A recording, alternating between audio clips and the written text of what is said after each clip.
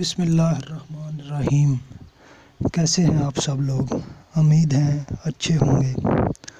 اقبال شناسی کے سفر میں ہمارا اگلا پڑاؤ اقبال کی سوانح حیات یعنی آٹو بایوگرافی کے متعلق ہے۔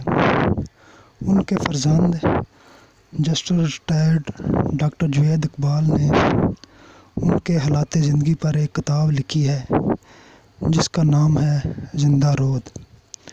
جیسا کہ ہم سب جانتے ہیں، علامہ اقبال رحمۃ اللہ تعالیٰ علیہ ایک ولی کامل تھے اور لازماً ان کی زندگی میں کرامات کا ظہور ہوا، لیکن اس کتاب کے مطالعے سے ہمیں ایک شہادت میسر آتی ہے کہ ان کی زندگی کے بعد بھی ان سے کچھ کرامات منسوب ہیں، جیسا کہ ڈاکٹر جوید اقبال ان کی سوانح حیات میں رقم تراز ہیں کہ جب میں علامہ اقبال کے متعلق ان کے حالات زندگی جمع کر رہا تھا اور جب بات ان کے آباء و اجداد کے تذکرے کے متعلق آئی تو انہوں نے کہیں اپنی زوجہ سے تبادلہ خیال کے دوران کشمیر کے پنڈتوں کے متعلق کچھ گفتگو کی اور فرمایا کہ کشمیر کے پنڈت یہ اور وہ اس طرح کی کچھ بات چلی۔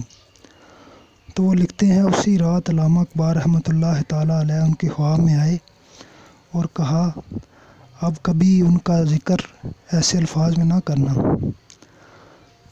انہوں نے صبح اپنی زوجہ سے اس خواب کا ذکر کیا تو انہوں نے فرمایا لازماً تمہارے والد اپنے آباء و اجداد کے متعلق کچھ اشارہ بیان کرنا چاہتے تھے، اور وہی ہوا۔